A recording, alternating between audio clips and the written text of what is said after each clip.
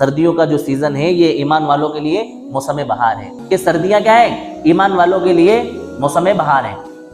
تو ظاہری سبب سردی کا ہمیں سمجھ میں آتا ہے، کیا ہے ظاہری سبب؟ کہ سردی آتی ہے تو ہمارے بدن میں ٹھنڈک محسوس ہوتی ہے، ہمیں اپنے آپ کو سردی سے بچاؤ کے لیے گرم کپڑوں کی اور لحاف کی ضرورت ہوتی ہے، بستر کی ضرورت ہوتی ہے، کمبلوں کی اور چادروں کی ضرورت ہوتی ہے، لیکن باطنی اسباب ہمیں سمجھ میں نہیں آتے۔ اللہ کے رسول صلی اللہ علیہ وسلم نے فرمایا ہے کہ جہنم نے اللہ تعالیٰ سے شکایت کی کہ اللہ تعالیٰ میرے ایک حصے نے دوسرے حصے کو کھا لیا۔ اللہ تعالیٰ نے جہنم کو اجازت دی 2 سانس لینے کی۔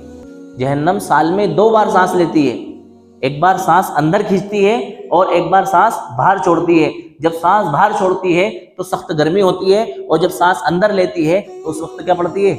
سردی پڑتی ہے۔ یہ اس کا باطنی سبب ہے۔ اور اللہ کے رسول صلی اللہ علیہ وسلم نے ایک حدیث کے اندر فرمایا کہ ظہر کی نماز کو ٹھنڈا کر کے پڑھو، کیونکہ گرمی جو ہوتی ہے وہ جہنم کی گرمی کی وجہ سے سخت ہوتی ہے۔ جب سخت گرمی ہوتی ہے نا، شدت کی گرمی ہوتی ہے، اس کا سبب اللہ کے رسول نے فرمایا کہ جہنم کی گرمی کی وجہ سے سخت گرمی دنیا کے اندر مجھے آتی ہے۔ تو ہمیں اس کا باطنی سبب اللہ کے رسول صلی اللہ علیہ وسلم نے بتلایا کہ سردی اور گرمی کیوں پڑتی ہے۔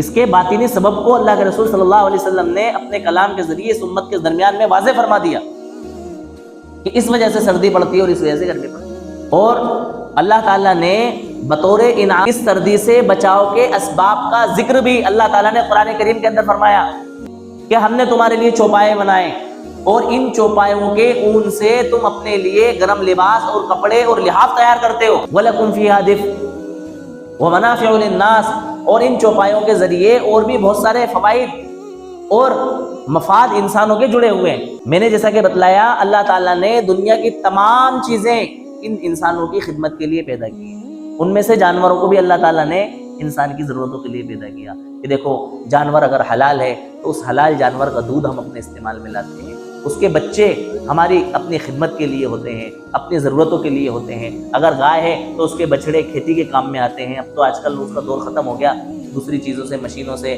اور ٹریکٹروں سے کھیتی وغیرہ ہوتی ہے، تو جانوروں کا دودھ ہم پیتے ہیں۔ اور اگر جانور ایسے ہیں کہ جن کے بال اور ان کی اون ہمارے کاموں میں آتی ہے، تو ان جانوروں کے اون سے ہمارے گرم کپڑے تیار ہوتے ہیں، ہمارے سردی کے لباس تیار ہوتے ہیں، اور ان جانوروں کی کھالوں سے بھی ہمارے لباس اور ہمارے کپڑے تیار ہوتے ہیں۔ اور اگر جانور بے ضرورت ہو گیا اور حلال جانور ہے، اس جانور کو اللہ تعالیٰ نے ہماری خدمت کے لیے پیدا کیا کہ ہم اس کی گوشت کو اپنے استعمال میں لائیں۔